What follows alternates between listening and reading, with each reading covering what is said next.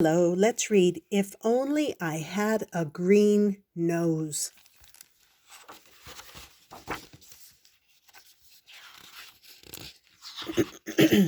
Max Lucado story. Lucia and Punchinello looked out the window of Eli's workshop. Like other Wemmicks, they were wooden people. But unlike the other Wemmicks, they weren't standing in line in the village below. "Look at them all," Punchinello exclaimed. "I don't understand it," Lucia wondered. "Why would anyone want to paint his nose green?" "Because everyone else is," Eli responded without looking up from his workbench. Punchinello didn't understand. "What do you mean?" "Everyone wants to look like everyone else. Sometimes it's square hats. Sometimes it's tall shoes. Why, last year the big thing was yellow ears. Now it's green noses. Everyone wants a green nose." "Does a green nose make them smarter?" Punchinello asked. "No." "Does a green nose make them stronger?" "No." "Does it make them faster?" "No." "Then what does a green nose make them?" Eli looked up and smiled. "Greener." But his smile left as he looked out the window at the long line of Wemmicks. "They think they'll be happier if they look like everyone else, but I made them different on purpose. Freckles, long noses, bright eyes, dark eyes, these were my ideas. Now they all want to look the same." "Not me," said Lucia. "I'm happy just the way you made me." "Me too," agreed Punchinello. "I don't need a green nose to feel special." Then he paused and looked at the village. "But I would like to see how a green nose looks up close. Want to go?" Eli smiled as the two stood to leave. "Just remember, I made you different on purpose," he told them. From street level, the line looked even longer and the noses even greener. Lucia and Punchinello worked their way to the front of the crowd and watched as one Wemmick after another stepped into the nose coloring store and came out painted. "It's the latest thing," barked a Wemmick on the sidewalk. "Don't be the only Wemmick with a plain nose." "Who is that?" asked Punchinello. Lucia shrugged. "I don't know." "Why, that's Mr. Willie with it," volunteered a Wemmick from behind them. "Does he run the nose painting store?" asked Punchinello. "More than that," the Wemmick explained. "Painted noses were his idea. So were the square hats and the tall shoes and the yellow ears. No new things are his thing. He decides what is with it. Isn't he the best?" Lucia and Punchinello took a good look at this tall Wemmick with the deep voice, big smile, tall hat, and green bow tie that matched his oh-so-great green nose. Both were thinking the same question. Lucia asked it. What made him the new thing picker? The Wemmick looked puzzled, like he'd never been asked that question. "Well, I don't know. He always has." Then his eyes brightened. "Wait, look, here comes a new nose." "Oh," said the Wemmicks. "Ah," admired some of the others. The just-painted Wemmick didn't stop to speak. He just kept his nose in the air and walked past. All the green-nosed Wemmicks did this. After all, how could your nose be seen if it wasn't in the air? Walking around high-nosed, however, was risky. Wemmicks walked into walls, doors, even each other. Lucia and Punchinello had to be very careful. One Wemmick took up the whole street. Step back," he announced. It was the mayor.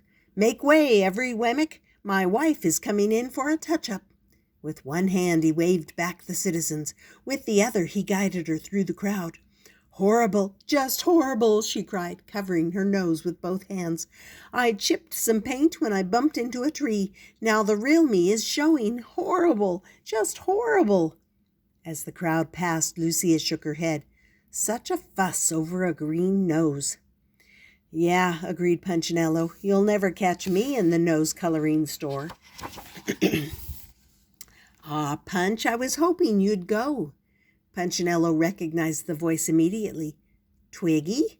He turned and looked at the wide-eyed, sweet-smiling Wemmick. His ears began to turn red. They always did when he saw her. He reached up and covered them. "Why don't you paint your nose, Punch? I painted mine. Everyone else is painting theirs. Besides, you'd look good in green." Twiggy reached up and touched the tip of his nose. "Yours is so cute." With that, she turned and walked away. "Bye-bye," she waved. Punchinello moved one hand from his ear to his nose. He turned and looked at his reflection in a store window. Lucia had to grab his hand to get his attention. "Come on, Punchinello, let's go." As he walked past the store, he noticed Willie Whiffet examining his nose in a handheld mirror. Later at home, he did the same. "I never noticed before, but my nose sure looks pale." The next morning, Punchinello walked down the street with his friends Splint and Woody. "Are you really thinking about it?" Woody asked. "Sort of," Punchinello answered. "They say this paint stings your nose," Woody volunteered. "And it stinks," Splint added. "The brush could get in your eyes," Woody continued. "And it only comes off with sandpaper," Splint nodded. "Shh!" Punchinello put a finger to his lips and pointed at a large crowd of green-nosed Wemmicks standing in the square. "Something's going on." The mayor was standing on a platform. His wife, nose freshly painted, and Willie Whiffet were on either side of him. "Welcome, one and all, to the first meeting of the Nosy Wemmicks Club," he announced. "Your glistening green sets you apart as a Whiffet Wemmick." As if on cue, Wemmicks began stroking their noses. "You are classy. You are keen. You are awesome. You are green." Proud of his poetry, the mayor smiled and the Wemmicks applauded. "We owe it all to Willie Whiffet," he shouted over the noise. "The pioneer of the painted snout." Everyone applauded even louder. "People love me because of you," one shouted. "I have more friends," cried another. "With a green nose, I am a better Wemmick," exclaimed a third. The mayor hung a medal around the neck of Willie Whiffet. "You have changed the face of Wemmicksville. We salute your brilliance. Without you, we'd all look like—" The mayor paused, looking for the right word. Then he saw Punchinello and his friends. Pointing in their direction, he declared with a scornful laugh, "Them." Everyone laughed too. Punchinello and his two friends lowered their heads and covered their noses. "Let's hear it for Willie Whiffet," shouted the mayor, "the Wemmick who discovered the cure for the common nose." As the townspeople shouted and applauded, Woody, Splint, and Punchinello quickly turned and walked away. They didn't stop until they stood in front of the nose-coloring shop. Within a matter of minutes, all three were painted and walking down Wemmick Lane. "Hey, Punchinello," asked Splint, pushing his nose upward. "Am I doing it right?" Punchinello didn't look. "I can't see you, Splint. If I turn, my nose won't be in the air." "Whew, this is tough work," Woody added. "Not only do you have to get painted, but you have to walk weird." "Yeah, but doesn't it feel great to be with it?" Punchinello asked. And for a few days it did. They hung out with other green noses and made weekly visits to the nose-oculist for a nose polish. They bought nose gloves for cold days and nosebrellas for rainy ones. All three read Willie Whiffet's new book, Winner by a Nose. Most of all, they enjoyed looking down their noses at the unpainted Wemmicks. One day, when they were feeling especially smug, Splint said to Punchinello, "I just can't imagine who wouldn't have a green nose." Punchinello agreed. "Anyone without a green nose is so—" "So what?" a voice interrupted. It was Lucia. Punchinello was embarrassed. "I haven't seen you in a while," he said. "You haven't seen anyone in a long time," she replied, "except yourself." He started to speak, but didn't. He was bothered by what she said, and he was even more bothered by what he saw. He saw it the next morning as the three were walking into Wemmicksville. Standing on the other side of the road was a Wemmick with a red nose. He needs to get with it, they said to each other. But then they saw another Wemmick also with a red nose, then a third and a fourth. By the time they were in the village, they were surrounded by red-nosed Wemmicks, and those whose noses weren't red were in line to have them painted. "Step right up," shouted Willie Whiffet from the steps of his store. "Green noses are out and red noses are in." "But we just got our noses painted green," they told him. "No problem," he replied. "Our red will cover the green. Step right up and get in style." The three friends looked at each other sadly. "We thought we were in style," Woody moaned. What could they do but stand in line and have their noses painted red?